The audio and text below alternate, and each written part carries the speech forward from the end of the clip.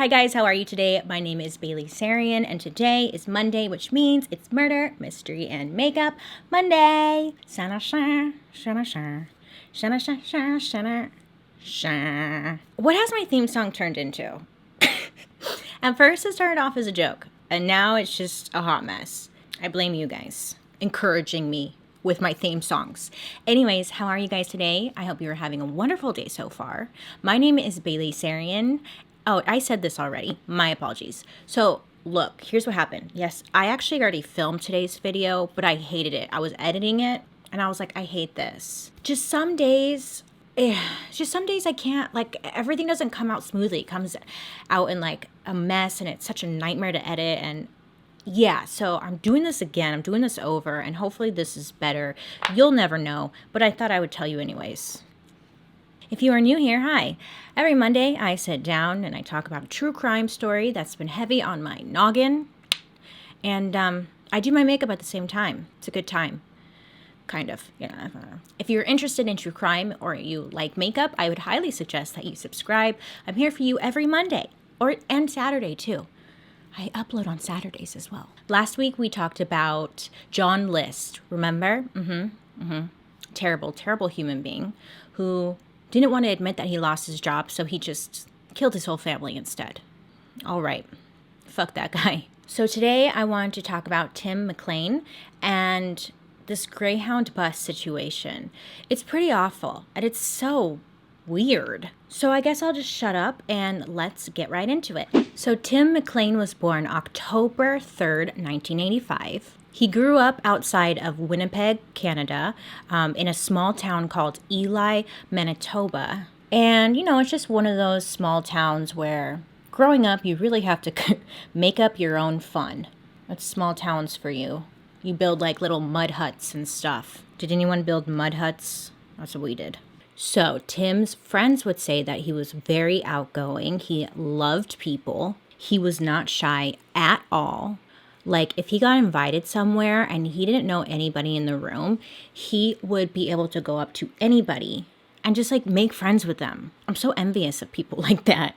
I aspire to be like that, but, you know, I'm complete opposite. I'm like, doesn't matter. Tim loved just meeting new people, seeing new places. So one summer when Tim was 22 at this time, his longtime friend since like childhood hit him up and was like, hey, what are you doing this summer? And he's like, nothing. Well, I don't know if he said nothing, but he was like, nothing. She told him, hey, okay, well, pack your bag for like a week. I don't know how long we're going to be gone, but pack your bag for a week and come meet me at this place. I got a job opportunity for you. So the two of them go to this job opportunity, and it's actually at a carnival, working as carnies. Is that the right term? I believe so. Carnivals travel from city to city, got to work all the different games and stuff. It wasn't going to be like a permanent job. It was just like a quick little thing, but then it turned into a long summer job for the whole summers. It seemed like a lot of fun. Like, you become really close with everybody that you work with at the carnival, and you become like a tight-knit family pretty much who travels from city to city. So you're constantly seeing new places, new cities, meeting new people constantly. So it was like the perfect job for Tim because he loved traveling and he loved meeting new people. He seemed to like find a passion in it. Like, he was very passionate about this job. And honestly, at 22, like, that sounds like a fun ass job. You're traveling with a bunch of people who became now like your friends. You're going from city to city. You're making money. You're seeing cool places that you probably would have never seen before. You're just having a good time, a good summer. So it was the perfect job for him. Now, at this time, I think he had a girlfriend. I'm not really quite sure. It was kind of hard to find a lot of information on Tim's like upbringing and background and stuff. He had a girlfriend, I think, or they were just like hanging out, you know? So her name was Colleen, and he knew her since like first grade. After high school and all that, they went their separate ways. This Colleen lady, she ended up getting married, and then she got a divorce, and her and Tim started hanging out after she got a divorce, and this was in like 2008. So they kind of like rekindled their friendship or whatever. So not long after, Colleen was pregnant, This would be her third child. So she had two from her previous marriage, and this would be Tim's. Tim was back working at the carnival, and at this time it was at Edmonton. And the carnival's next stop was Regina. And that's when Tim made a crucial decision. Instead of going to Regina, he'd go home to Winnipeg to make arrangements for his move to British Columbia. He liked it there, so he planned on moving. Some friends offered to buy him a plane ticket so he didn't have to take the bus because it would be a 24-hour bus ride. But Tim insisted on taking the Greyhound bus. Then, just after midnight on July 30th, bus 1170 began its journey, 24-hour journey, back home. Okay, so then there is another person in this story, and his name is Vince Lee. Now, he was born in China. Vince was born April 30th, 1968, and then he moved to Canada in June of 2001. He ended up going to college there, and he graduated in 2002 with a computer programming degree. He worked in Winnipeg at a church for 6 months, and he got married, and he was trying to support his wife, Anna. His old boss at this church would say that Vince seemed like really nice, really happy. He seemed thankful to be having a job because he was having a hard time finding a job. And he seemed very committed to what he was doing as well. Now, there was a language barrier, and his old boss would say that it was frustrating for Vince because, you know, lack of communication or not being able to communicate with someone is just really frustrating in general. His old boss would say that he could tell Vince was frustrated because he just couldn't seem to communicate clearly with his coworkers and stuff. Learning a new language is effing hard. Come on. His old boss would also say that Vince showed no signs of aggression. He didn't seem like an angry man. So then in 2005, Vince started working as a forklift operator in Winnipeg, and his wife worked as a waitress. And then Vince moved to Edmonton in 2006. He worked a lot of just random jobs. He was working at Walmart. He was working at a fast food restaurant. He worked at a newspaper delivery boy. Vince was getting more and more frustrated over time because he had this degree for computer programming, and he was working these random little jobs, nothing in his, what he went to college for. So he was just growing more and more frustrated. And then later in 2005, Vince would be diagnosed with schizophrenia, and this would be left untreated. But him and his wife ended up getting a divorce. And he left a note for his ex-wife, Anna, saying, quote, "I'm gone. Don't look for me. I wish you were happy." End quote. There's no report on what his plan was or like where he was going to go. He just wanted to get out of there. And it seems like this Anna lady wasn't happy, so he was just leaving. I guess, according to Anna, his ex-wife, it was a complete surprise. Like, it was super random that he left. He was just gone one day, and she found that letter, and it was like, oh, well, I guess I'm single now. July 29th, Vince gets on a Greyhound bus, and it's bound for Winnipeg. Around 6 p.m., Vince got off of the bus in Erickson, Manitoba. Is that okay? Now, Vince got off this bus in Erickson, and he had 3 pieces of luggage with him, and he stayed the night on a bench next to a grocery store, but close to the bus stop, because he wanted to hop onto another bus. According to one witness, they saw Vince sitting on the bench, and it was 3 a.m. I'm not sure what they were doing at 3 a.m., but whatever. They see Vince sitting straight up, and his eyes are wide open. And they remembered this because it was weird. I'm sure if any of us saw that, I would be like, fuck that, I'm going over here. So then it's later reported that Vince sold some of his luggage, I guess in order to make money. We're not really clear on that. Anyways, but he sells some of his luggage, and in his luggage was his computer and stuff, and he decided, you know what, fuck it, I'm going to sell it. So he sells it, makes some money, and he's waiting for the next bus to come. At this bus stop that he was at, there was only one bus that came a day, so he's waiting for that specific bus.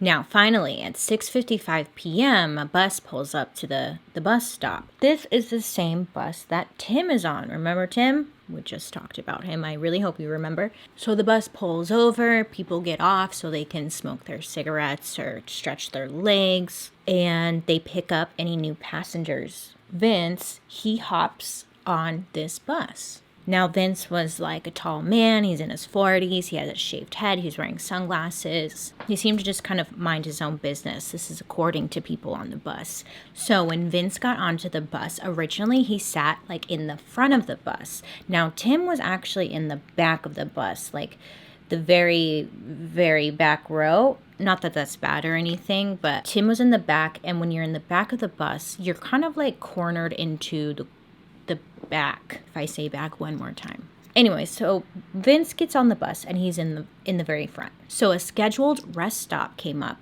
and Tim stepped out so he could have a cigarette, and a lot of people got off so again they could stretch their legs, they could get snacks at the vending machine or whatever. Now when Tim got back onto the bus, he goes back to his seat.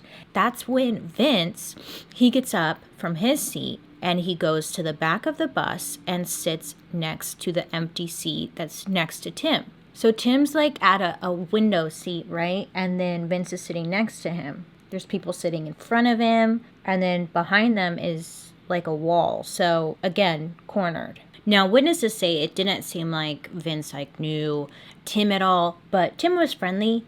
When Vince came and sat next to him, Tim said, "Hello, how's it going?" Because again, he was a friendly guy. So Tim puts on like his headphones, listens to music, and he kind of leans his head on the window so he could just go to bed. On the bus, they've got the little TVs going, and they have the Return of Zorro playing. Some passengers are sleeping, some are reading. So suddenly, out of nowhere, the passengers just hear like a blood-curdling scream. Wakes everybody up, and it was coming from the back of the bus. So according to witnesses, it was about 8:30 p.m. and Tim was sleeping with his headphones on when suddenly the man next to him just pulled out a large knife from his backpack and he just began to stab Tim. And he was stabbing Tim in the neck and in the chest, just going to town on this poor kid. Now, again, witnesses would say that Tim tried to fight back. He was trying his hardest to get Vince off of him. Then it said that Tim was either thrown onto the floor of the bus or he fell onto the floor of the bus. Tim's seat, again, was towards the back of the bus, so the seats in front of him made it like really difficult to escape because he's cornered. Like the killer is right here, right? And then you got people in front of you and a window right here. Where are you supposed to go? Now, the bus driver, his name was Bruce, he is yelling at Vince to stop. I mean, what can he do? You're driving. Stop that. You know, he pulls over to the side of the road. Quickly, all the passengers get off of the bus. Bruce, the bus driver, stays behind. And he's yelling at Vince to stop. Please stop. Please stop. Trying to reason with Vince. And Bruce says that's when Vince was like holding the knife and walking towards Bruce. And Bruce was like, fuck that. So he gets off the bus, he closes the door, and he like barricades it, locks it, makes sure that Vince cannot escape. Sadly, just leaving Vince and Tim inside. Now, they didn't know at that time, like, if Tim was still alive, should we get him? Like, should we try and save him? What should we do? Everyone's just panicking. So a bus driver was driving in the area, and he sees the bus pulled over, and he sees a bunch of people, and they all look like they're in distress. So this bus driver named Chris, he pulls over and asks what's going on. He actually helps barricade the bus door because Vince was trying to escape, and he's there just making sure that Vince does not get out. Oh, and by the way, when the bus was exited or when they pulled over, the police were called and stuff. So they're just kind of waiting for police to show up. Vince inside with Tim's body, he turns back and goes back to Tim, and he just continues to stab and attack him. You know, it's a Greyhound bus, so there's a bunch of windows and stuff, and everybody standing on the outside, all the passengers and whatnot, they could see into the bus, so they could see Vince and like what he was doing. So they're just like watching, and I couldn't imagine. So then another Greyhound bus that was on the same route, and it was carrying passenger like their overload. So they see the Greyhound bus is pulled over, and so they pull over. The driver of that bus, his name was Bernie. And so Bernie was like, okay, I'm going to try and go on the bus and see if Tim is still alive. Can I help him? Maybe I can do something. So Bernie decides to go into the bus, and he's asking Vince to stop. He's asking him why, like, why are you doing this? But Vince simply responded with, quote, get emergency, end quote, while continuing to stab Tim. Now, Bernie would say that he's on this bus and he's yelling at Vince to stop, right? Now, the whole time he's yelling at Vince to stop, he had like this crazy look in his eyes, and he's just like staring at Bernie like, fucking kill you. And Bernie was just like, oh shit, no. And Bernie said that he didn't really look at Tim at that moment because you know when you see something like maybe bad happening over there, and if you just don't look at it, then it's like not real. Or you're like trying not to look at it because you just don't want to acknowledge it, so you're just not looking at it. Anyways, what he was saying is he didn't like look at Tim yet because he just didn't want to lose it. And then Bernie says he finally just like looks at Tim and he sees Tim's body, and like Vince was cutting deep into Tim's body and just taking out pieces of his flesh. And then Bernie realized that Vince was cutting deep into Tim's neck and he was beheading Tim. I think at that moment, you know, Bernie exited the bus because he realized that there was really nothing they could do at that point to save Tim. He was sadly dead. So Bernie got off the bus and they barricaded the door again. Bernie then suggested to the bus driver, it'd be best if we cut the power on the bus so Vince wouldn't be able to start up the bus and drive away. So Bernie engaged the emergency immobilizer system, which makes the bus inoperable, so he can't take off. Again, at this point, they're still waiting for authorities to show up. So then they see Vince inside the bus, and they see him walking around, and he goes to the front of the bus, and he's trying to start the bus up so he could take off. And then once Vince realizes that he's kind of like stuck, he starts to get really, really agitated. He's growing very frustrated. So Vince goes to like the door of the bus, and he's trying to stab and cut his way out of the door. And everybody, well, not everybody, but like the bus driver and Chris, the truck driver, they're all trying to like make sure that Vince does not get out of this door. So at this point, Vince accepts the fact that he is trapped inside this bus. So they see him kind of give up on this door idea, and he just goes back to what he was doing. So he went back and he continued to stab and mutilate Tim's body. Finally, at 9 p.m., emergency officials arrived at the scene. Corporal Harder tried to talk to Vince down from outside of the bus, and he's pleading with him to drop the knife, to come out, to throw the knife out of the small window of the bus. And then they ended up bringing in special negotiators and a heavily armed tactical unit. They're trying to negotiate with Vince. They're trying to get him to turn himself over. It's said that his responses were very chaotic. They didn't make any sense. The one thing that they did make out was Vince loudly said, "I'm going to stay on this bus forever," which is like, okay. So again, all the passengers and stuff are like standing on the side of the road, and you can see inside of the bus. They could see what Vince was doing. And then they're just watching Vince in there, just doing weird shit. They could see him mutilating Tim's body with scissors and a buck knife. Vince would like pull certain body parts and organs out of Tim's body. Again, they're watching. They could see, I think just Vince wanted to put on a show or something. I don't know, man. But Vince pulls a body part out, and then he like smells it. Everybody's watching that he smells it. And then he puts it in his mouth and begins to eat it. There were also reports that Vince, he was like licking the blood off of his hands and arms, and then he would just walk up and down the bus aisle, just like carrying various organs and body parts, and he was like showing them off to the witnesses before stuffing them into garbage bags, like the small, shopping garbage bags. Vince then decides to pick up Tim's head, and he's carrying it back and forth, letting everyone see it. A lot of the witnesses were saying it's one of those things where it's horrific, right? But you also can't stop looking. Around 9:30 or 10 p.m., the stranded passengers finally were taken and they were transported to be interviewed at Brandon RCMP detachment, which I think means police department. You know, I do a lot of researching for these stories, but I always forget to Google the small stuff that I don't know. Like RCMP, what is that? I should have Googled that. The passengers are taken to be questioned and hear all of their stories and whatnot, trying to understand the situation and what happened. July 31st, 2008 at 1:20 a.m.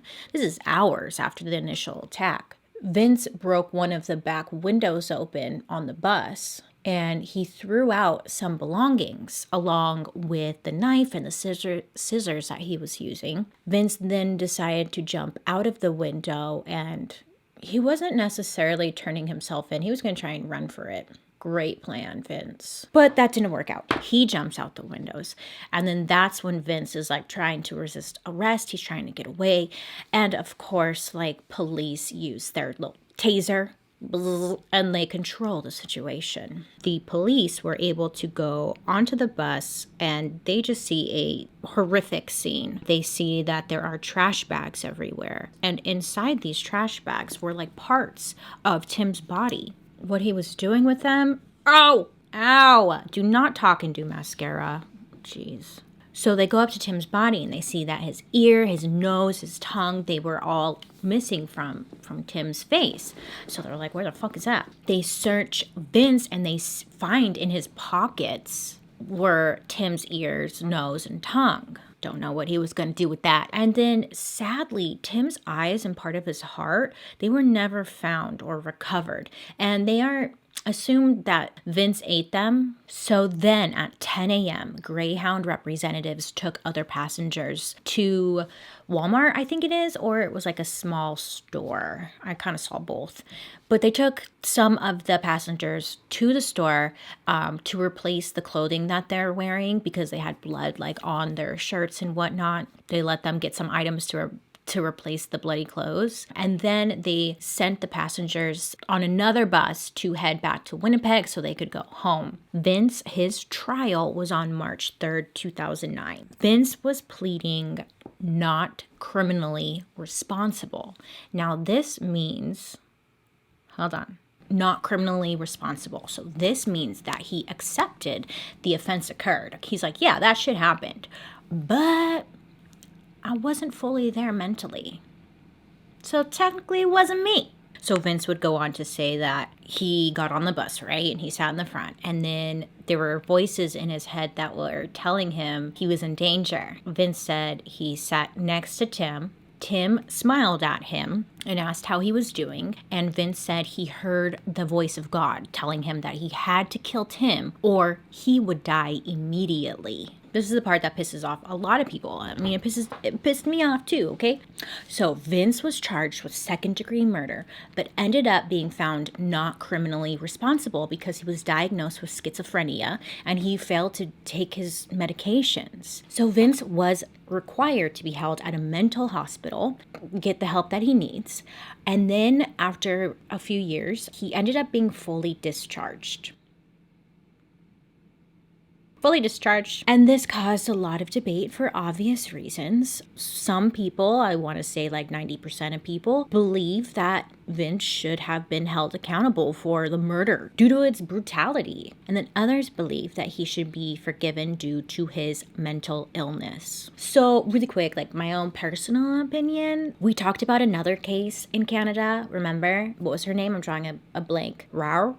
That girl? And because she was young, she was 12 years old, and she was arrested and then she was let go, where I totally support the idea that if you are suffering from a mental illness and you commit a crime, that, yeah, I like the idea that you get help versus just being locked up and like the keys just thrown away, right? Like out here in America, you just get locked up forever and then you're in the system forever because you can't ever get out. Hot mess. And in Canada, it seems like they're always trying to help the people. They're not just trying to lock them up forever. They're trying to truly help people. But I feel like in some cases, like with this one, it's not like he stabbed him one time and it was like, not that stabbing him one time would be better, but Vince full on chopped this guy's head off and was like carrying it around, like, you know, like No, it should be case by case. I don't quite understand why they, no. And then in February of 2016, Vince ended up legally changing his name to Will Baker. And he left his group home and is living independently. People who work closely with Vince, they say that he feels great remorse and that like he'll be fine as long as he's getting the help that he needs. And there wasn't just one victim. All of the passengers on that bus have suffered in some kind of way. Sadly, this awful murder had lasting effects on those who were a witness. One of the passengers who gave birth a couple years later, she suffered from PTSD that occurred from witnessing the attack. This affected her ability to raise her child, who had been taken from her and placed in foster care for 18 months before being returned to her. Another, the truck driver, Chris, he is the one who's tried to stop and help. He also came forward and said he struggled from PTSD from what he witnessed. He says he became an alcoholic after the event because he couldn't sleep at night from all the nightmares. There was another witness who actually tried to file a lawsuit against Greyhound, the police, and Vince, and it was later dropped. But she goes on to say it's unfair because officials were so lenient with Vince and his mental illness, trying to help Vince to get better, but nobody has offered help for the people that suffer from PTSD and suffer daily. Where's their help? And for that, Vince shouldn't be out because where's their help? Get them help. The list goes on. Almost every single passenger on that bus has suffered from PTSD in some way, whether they were able to get help or not. Greyhound has never offered any type of help for them. The only type of help they did offer was compensation for the reimbursement of clothing or any items that may have gotten stained with blood. But other than that, that was about it. So on December 21st, 2008, this is 5 months after the murder, Tim's girlfriend, Colleen, remember Colleen? She was pregnant with Tim's son. She ends up giving birth. Sadly, there was a messy custody battle between Tim's family and Colleen that started in 2009. I'm not sure exactly what the case was, why they felt like she was unfit, but regardless, in 2016, Tim's mother and her husband were granted full guardianship of Tim's son. According to Global News, Vince was most recently in a secondary training program in hopes to enter the career fields.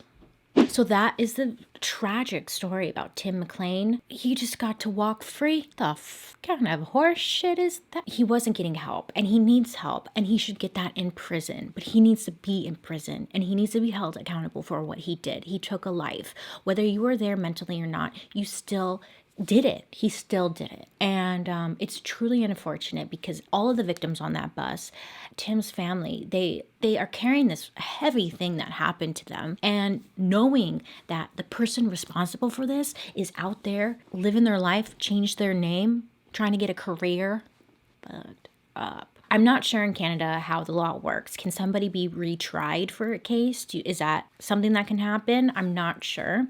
But if it's possible, I really hope justice can happen for Tim's family and for all of the victims who are affected. I would love to hear your guys' thoughts down below. Do you believe Vince should be in prison? But if you don't, I would love to hear as well. I guess, yeah, that's about it. Thank you so much for hanging out with me today. I hope that you have a wonderful day. Be safe out there. Okay, rest in peace to Tim Mclean, and I really hope his family and all the victims can get some kind of peace and healing. Let me know who you would like me to talk about next week, but other than that, I hope you have a wonderful day today. You make good choices, and I'll be seeing you guys later. Bye!